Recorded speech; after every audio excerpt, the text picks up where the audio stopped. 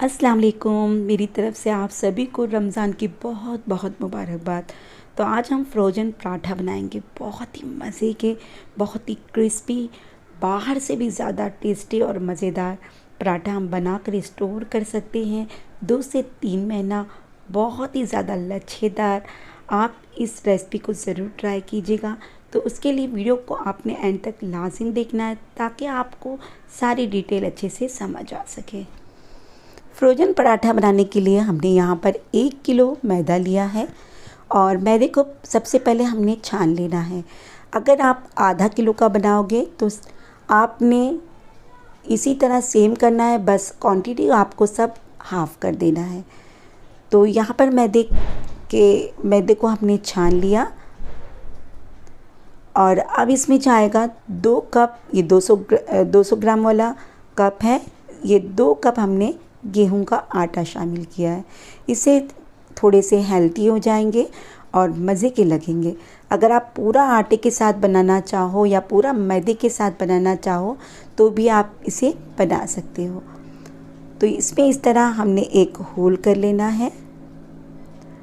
अब इसमें जाएगा, ये पिसी हुई शक्कर है, 1 चम्मच भरकर, और 1 चम्मच, ये 2 चम्मच हो गया, और आधा चम्मच हमने शक्कर और शामिल किया है। और नमक हमने डाला है 1 चम्मच। 3 बड़े चम्मच हमने रिफाइंड ऑयल डाला है और इन सारी चीज़ों को अच्छी तरह से हमने आटों में मिक्स कर लेना है। अच्छे से मिक्स करें। जितनी अच्छी तरह से आप इन चीज़ों को मिक्स करेंगे उतनी ही क्रिस्पी आपके पराठे तैयार होंगे। तो एक मरतबा और आपने बीच में होल करना है और इसमें हमने ये 1 गिलास पानी लिया था और आधा गिलास हमने इसमें डाल दिया है। पानी आपने थोड़ा थोड़ा कर आटों को मिक्स करें। इकट्ठे पानी कभी ना डालें वरना आपका जो मैदा है वो गीला हो सकता है। तो थोड़ी थोड़ी क्वांटिटी में आपने डाले। 1 गिलास हमने पानी डाल दिया। ये दूसरा गिलास हमने लिया है, इसे भी हम पानी डालकर गूंदते रहेंगे। कभी कभी कोई आटा थोड़े से पानी में मिक्स हो जाता है तो किसी आटे को ज़्यादा पानी लगता है।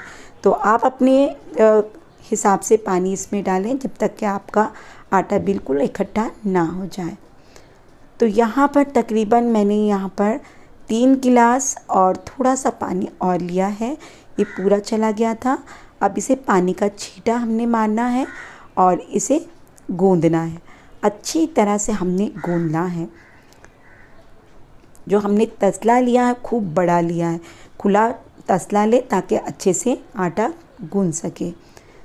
तो खूब अच्छे से हमने आटे को मसलना है जब तक कि हमारे आटा थोड़ा सा सॉफ्ट ना हो जाए। तो यहाँ पर हमने आटा अच्छे से गूंद लिया। अब थोड़ा सा पानी का छींटा इसमें लगाकर मिक्स करेंगे। अब इस पे हम डाल देंगे 1 चम्मच भरकर तेल और तेल डालकर उसे इस तरह मिक्स कर लें। तेल ज़रूर डालें, इससे जो हमारा मैदा है वो सॉफ्ट होगा। ऐसे जैसे कभी कभी ऐसा सॉफ्ट नहीं होते, ऐड जाते हैं, तो इस तरह हमारे पराठे सॉफ्ट से होंगे और क्रिस्पी बनेंगे। तो तेल डालकर इस तरह आप ज़रूर करिए जिस तरह हमने किया है। सारा मिक्स कर लें। अब इसे हमने रेस्ट देना है। इसे कवर करके रख दें। तकरीबन 1.5 घंटा 2 घंटा आपने जितना टाइम दे सकते हो दे दें। तो ये तकरीबन 1.5 घंटा मैंने इसे रेस्ट दिया था और ये देखिए माशाल्लाह बहुत ही अच्छी तरह से हमारा आटा सॉफ्ट हो चुका है। अब हमने काउंटर को एकदम क्लीन कर लेना है किचन के। अब इस पे ही हमने थोड़ा सा गूंद लेना है आटे को। एक मरतबा अच्छी तरह से गूंद ले ताकि हमारे पराठे बहुत ही लजीज और मज़े के बनेंगे। तो रिक्वेस्ट है आपसे, अगर आप चैनल पे फर्स्ट टाइम आए तो मेरे चैनल को सब्सक्राइब ज़रूर कर लें। तो ये देखिए आधा हमने पोर्शन साइड में ले लिया और आधे का इसे हमने एक लंबा सा रोल तैयार कर लेना है और इसे हमने कट करना है जितना आपको पराठे पसंद हो। आप अपने पसंद के हिसाब से, जितना आपको बड़े पसंद होंगे अपने साइज़ के हिसाब से इसे कट कर लें। मैंने यहाँ पर नॉर्मल पराठे का डो लिया है तो इस तरह हमने कटिंग कर कर रख लेना है। ये पराठा आप ज़रूर बनाएं और इसी तरीके से बनाएं, तो देखिए इंशाल्लाह इतने बेहतरीन क्रिस्पी मज़े के बनेंगे कि आप बाहर के बाज़ार के पराठे भूल जाओगे। बहुत ही मज़ेदार और उम्दा तैयार होंगे। ये सारी लोई हमने काट करके रख ली है। अब इसमें हमने तेल छिड़क कर इसे अच्छी तरह से लगा कर साइड में कर देना है। अब यहाँ पर हमने लिया है ये 120 ग्राम हमने वनस्पति डालडा लिया है। अब इसमें जाएगा 2 बड़े चम्मच कॉर्नफ्लावर का और इसे हमने मिक्स करना है। ये बहुत ही ज़रूरी टिप्स है, ये इतनी इम्पॉर्टेंट सीक्रेट मेरी चीज़ है कि इससे आपके पराठे आप बना के देखिए कितने ज़बरदस्त और क्रिस्पी मज़े के बनेंगे। तो हमने थोड़ा सा ऑयल लगाया और लोई तैयार किया और इसे हमने बेल लेना है।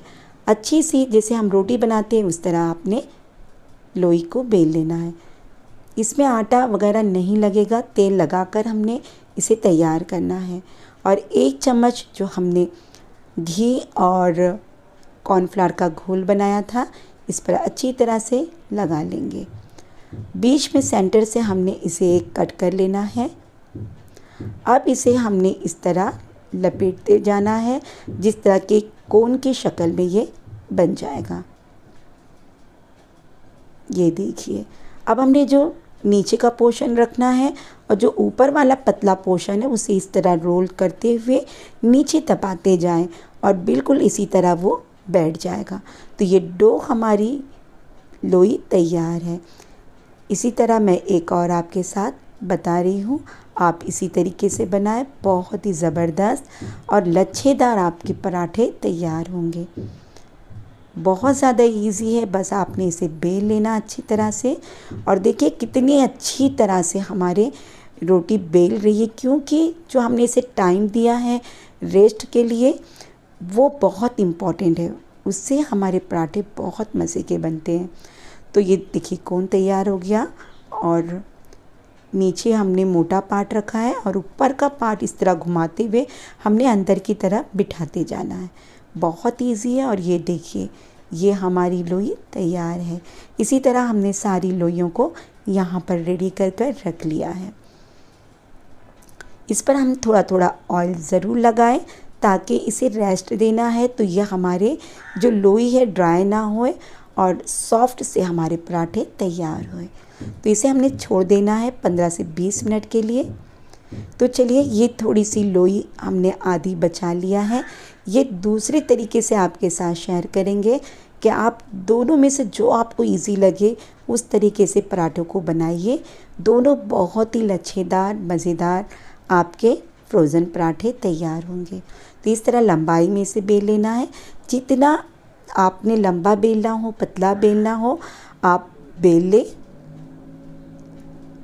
इस तरह बेल कर ऊपर से 1 चम्मच आपने जो हमने घी और कॉर्नफ्लावर का घोल तैयार किया था वो लगाकर अच्छे से इस पर लगा लें। अब बीच से हमने कट कर लेना है और एक हिस्सा रख लें और उसके नीचे वाले हिस्से से जोड़ लेना है। फिर ऊपर से आपने बराबर गोल गोल रोल लेते चले आए। अच्छी तरह से गोलाई करते करते लपेटते हुए चले आना है। बहुत ज़्यादा इजी है। दोनों तरीका आपको जो पसंद आए आप उस तरह से बना सकते हो। अब ये निचला हिस्सा आपने लेकर उसे नीचे की तरफ या ऊपर की तरफ दबा लें इस तरह से। तो लीजिए ये भी आपके पेड़े तैयार है। इसी तरीके से हम सारी लोई तैयार कर लेंगे। तो चलिए अब हम पराठों को बेल लेते हैं। जो हमने शुरू में रखा था वो 20 मिनट पूरे हो चुके हैं। इसे हम बेल कर बताते हैं। सबसे पहले ऑयल लगा लें आप पटले पर और हाथों से इस तरह फैला लें। साइडों से लेकर जो इसके किनारे हैं खूब अच्छे से जितना हो सके उसे आपने फैला लेना है। देखिए कितनी अच्छी से सेट हो गया है। आप इसे जितना टाइम दोगे रेस्ट के लिए उतने ही अच्छे पराठे आपके बेले जाएंगे। तो देखिए मैंने मीडियम साइज़ के पराठे बेल लिया है और नीचे हमने एक ये बटर पेपर मुझे मार्केट में मिल जाता है। आप इस तरह से लेकर इसके ऊपर आपने पराठों को रख लेना है। अगर आपके पास ना किसी वजह से मिले ये बटर पेपर तो आप प्लास्टिक की जो अच्छी क्वालिटी की पॉलीथीन होती है उसे भी कट करके इस तरह लेयरिंग कर सकते हो, लेकिन बटर पेपर अगर मिल जाए तो बहुत अच्छा है। इसी तरह ऊपर से हमने बटर पेपर और रखा और फिर अपने पराठों को रखा, फिर बटर पेपर रखेंगे। इसी तरीके से हमने सारे पराठों को रेडी कर लेना है। अब हमने एक बिल्कुल फ्लैट वाली प्लेट लिया है, इसकी पिछला हिस्सा हमने लेना है ताकि हमारे जो पराठे हैं बिल्कुल इसके ऊपर सेट आ जाए और इस तरह बिल्कुल वो अनबैलेंस ना रहे। और इसे हमने अब रख देना है फ्रीजर में ताकि ये अच्छी तरह से सेट हो जाए। ये रात के वक्त में ये पराठे तैयार कर रही हूँ तो सुबह तक इसे अच्छी खासी सेट हो जाएंगे। अब ये जो रोल वाले हमने लोई तैयार की है इसे भी सेम उसी तरह से हमने बेल कर रेडी कर लेना है। पटले को पहले आपने तेल लगा के ग्रीस कर लें और इस तरह हाथों से फैला लें और फिर हल्के हल्के हाथों से आपने इसे बेल लेना है। जितना आपको बड़ा छोटा पराठा पसंद हो आप अपनी पसंद के हिसाब से बेल लें।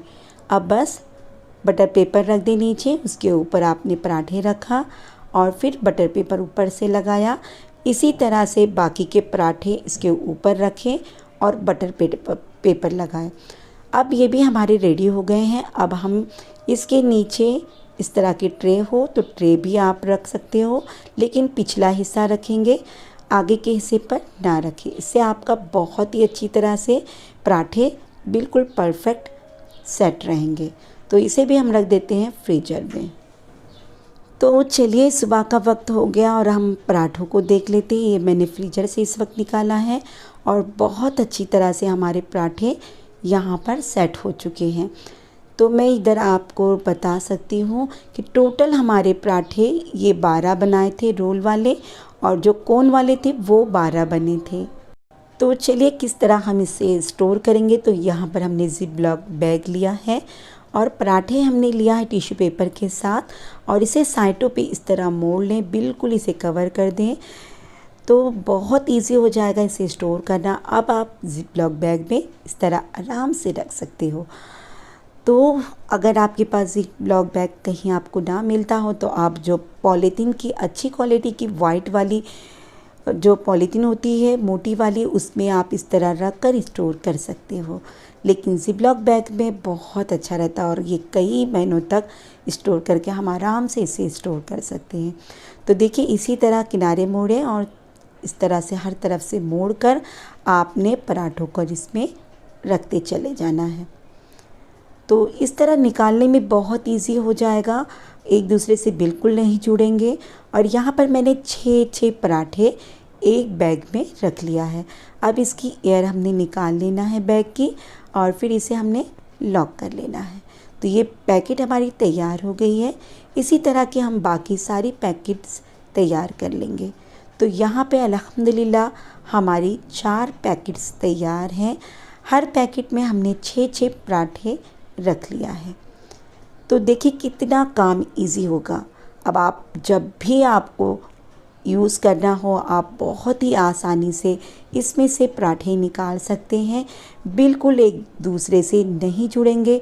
फटाफट से निकालिए और कुछ देर बाहर रखें और फटाक से आपने इसे बना सकते हैं। सहरी में आपको टाइम हो रहा है तो आपने पराठों को सेका और चाय के साथ या फिर कोई चिकन हो सब्ज़ी हो किसी के भी साथ आप फटाफट से इसे इंजॉय कर सकते हैं। अफ्तारी में आप चिकन रोल बनाएं, सीख रोल बनाएं या फिर जो भी आपको रोल्स बनाने हो जो कि अफ्तारी में हमें हमेशा लगते हैं बहुत ज़्यादा इजी हो जाएंगे। इस तरह के पराठे बनाने से हमारा काम बहुत इजी हो जाता है। तो एक तरफ हमने तवा गर्म हो जाने के बाद पराठों को डाला, एक तरफ कुछ देर हम इसे छोड़ के सेकेंगे, फिर टर्न करके इसमें घी या तेल जो आपको डालना है डालकर इसे अच्छी तरह से सेक लें। ये देखिए माशाल्लाह जो ये कलर्स आया है ना, जो हमने शक्कर डाला था उसकी वजह से इतना खूबसूरत कलर इसमें आया है। और अच्छी तरह से इसे हल्के हाथों से इसे हल्का हल्का प्रेस करके दोनों तरफ से सेक लें। तो लीजिए माशाल्लाह बहुत ही बेहतरीन हमारे ये पराठे तैयार हैं। बहुत ही क्रिस्पी, बहुत ही शानदार, बहुत लाजवाब बने। प्लीज़ ट्राई कीजिएगा, मुझे फीडबैक ज़रूर दीजिएगा और इस तरीके से बनाइए। फिर देखिए आपके बाज़ार के जो फ्रोज़न पराठे हैं ना, इस सब फेल हैं। अब कभी भी आप इस पराठे को नहीं भूल सकते। ट्राई ज़रूर कीजिएगा और रेसिपी पसंद आए तो वीडियो को लाइक कीजिएगा, अपने दोस्तों में, फैमिली के साथ से खूब शेयर कीजिएगा। तो चलिए फिर मिलते हैं एक नई रेसिपी के साथ। Thanks for watching. अल्लाह हाफिज़।